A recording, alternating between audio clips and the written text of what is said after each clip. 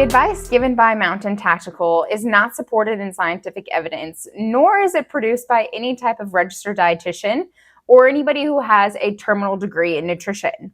Because of these reasons, they are extremely misleading to you as an athlete in trying to reach your goals within the military communities. Tip number 1 is to not eat any processed foods and eat only whole foods. Well, at first glance, I understand that yes, whole foods do provide a lot of nutritional value, such as fruits and vegetables. However, we do live in a society where nutritiously dense food is slightly processed. Now, we do want to avoid highly processed foods, things like candy. However, we do have foods that are a little bit processed that are just as beneficial for your overall performance goals in the military. For example, whole wheat bread. Now, whole wheat bread is processed because somebody had to go get the wheat, they had to mill it, and then they had to actually make bread out of it. Whole wheat bread is a great nutrition source for you in order to get your caloric intake, provide you carbohydrates that are important for physical activity, as well as give you some whole grain benefits with things like magnesium. And magnesium is important for muscle contraction. So no, we don't want to eat only whole foods and avoid processed foods. We want to avoid ultra-processed foods. Again, things like our candies or highly processed sugary cereals. Tip number 2, eat only vegetables above the ground. Now, I'm not really sure where they came up with this one because a lot of nutritionally dense vegetables grow underneath the ground. Things like carrots and potatoes are great sources of vitamin A as well as potassium. Unfortunately, it's the way that we cook the potatoes that then ultimately cause us to maybe not have as much nutritional value. For example, if you take a potato and you deep fry it into French fries, then yeah, of course, we want to try to avoid French fries as much as possible. We're going to get more nutritional value if we eat just, let's say, a baked potato or if we roast some potatoes in the oven. Tip number 3, don't eat fruit. Avoid all tropical fruits and only berries occasionally. Now, again, this absolute avoiding all vegetables or all fruit is really unrealistic, especially because a variety of fruits and vegetables provide different health benefits. Depending on the color of them, they provide different nutrients, which is beneficial for overall support of wellness and performance. Now, with fruit, there are actually some really good health benefits in things like tropical fruits, such as pineapple. Pineapple contains an enzyme called bromelain, which helps us break down our protein, which is a good thing because we need amino acids to help recover our muscles as well as build more muscle. Protein breaks down to amino acids. We then are able to build muscle mass inside of our body and help recover from our physical activity.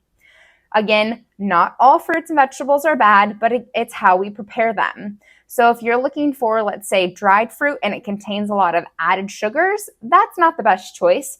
But something like raisins, throwing it in your bag while you're going rucking is a great way to get a little bit of nutrition and a little bit of carbohydrates. Or even those applesauce squeezes is a great way to keep you having those carbohydrates. That's a simple carb that keeps you going while you're out rucking. Number 4, bad carbohydrates are bad and they go directly to fat cells. There's no scientific evidence behind this except for if you're eating a significantly large amount of carbohydrates as well as over-consuming your caloric intake. Now, if you're an endurance athlete and you're going for long runs, carbohydrates are one of the most valuable nutrition tools to help you increase your endurance. Carbohydrates allow us to tap into that extra fuel tank. So if you think about when you're driving a car and if you run out of gas, you have that extra gas tank in the back, that's our carbohydrates. Having carbohydrates before we work out allows our bodies to push harder, especially in endurance, such as long runs.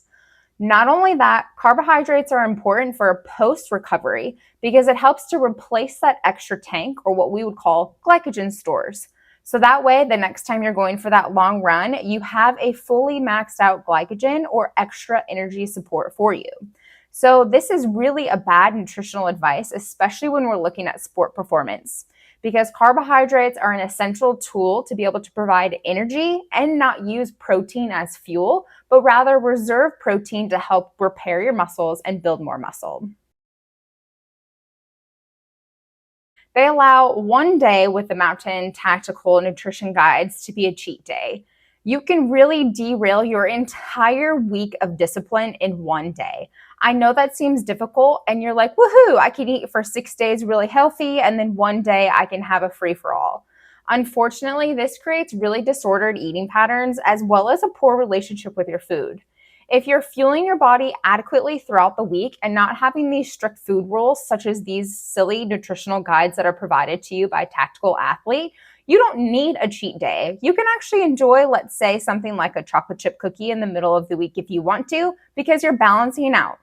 And then further, because you're older, you're now getting age discriminated against, saying that you don't get a cheat day. I mean, it's just absolutely ridiculous. We want to have a sustainable diet that we can consume for the rest of our life and not something just to get us our immediate goal while we're training for something in the military. So I'm never a fan of cheat days no matter what you're on. So this just in general is poor nutritional advice. Whatever the topic is, Blue Green Training has a lot of resources. And if you have any questions, feel free to comment on any of our channels and we'd be happy to help you along your journey in reaching your performance goals.